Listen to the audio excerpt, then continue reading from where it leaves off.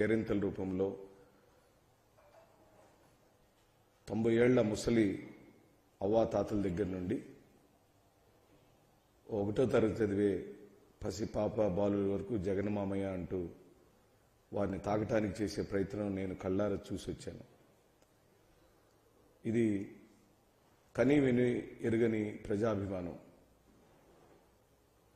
నాకు తెలిసి ప్రజాస్వామ్యంలో వ్యక్తిగతంగా ఓ వ్యక్తికి ఇంత పెద్ద ఎత్తున ప్రజల యొక్క మద్దతు రావటం గతంలో జరగలేదు, ముందు కూడా జరగదు.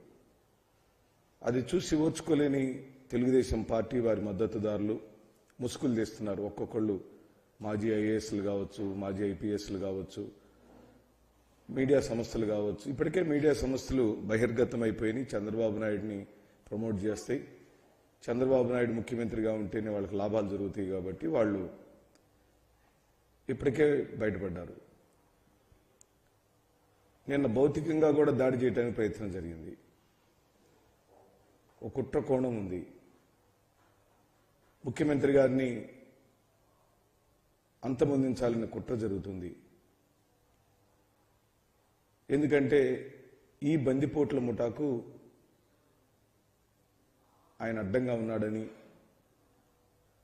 ఎదిరిస్తున్నాడని, వాళ్ళు బట్టలు ఇప్పదీశాడని గుబులుగా భయంగా వాళ్ళు దాడి పనులు పెట్టారు. జగన్మోహన్ రెడ్డి గారు క్లియర్గా చెప్తూ వచ్చారు, ఇది 2 వర్గాల మధ్యలో ఎన్నికలు అని. అది ఒకటి క్లాస్ వార్, 2 క్లాసుల మధ్య జరుగుతుంది. ధనవంతులకు పేదవారికి, లేదా పెత్తందారులకు పేదవాడికి, లేదా కార్పొరేట్ వ్యవస్థలకు, అట్టడుగు గ్రామాల్లో ఉన్న నిరుపేదకు. జగన్మోహన్ రెడ్డి గారు అట్టడుగు గ్రామాల్లో ఉండే నిరుపేదలకు బాసటగా, ఓ అన్నయ్యగా, ఓ తమ్ముడిగా, ఓ కొడుకుగా, మనవడిగా వాళ్ళ ఇళ్లలోకి వెళ్ళిపోయాడు. జగన్మోహన్ రెడ్డి గారిని ఆ గుండెల్లో, ఆ పేద ప్రజల యొక్క గుండెల్లో నుంచి తీసివేయటం అనేది ఈ డ్రామా కంపెనీల వల్ల కాదు. ఈ డ్రామోజీరావు, ఈ చెంచా రాధాకృష్ణ, ఈ కొత్తగా వచ్చిన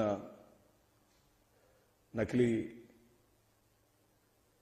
డెమోక్రసీ గురించి మాట్లాడే అధికారులు, మాజీ అధికారులు, వీళ్ళందరిది ఒకటే పెత్తందారి వ్యవస్థ. సమాజాన్ని పట్టి పీడిస్తున్న జలగలు వీళ్ళు.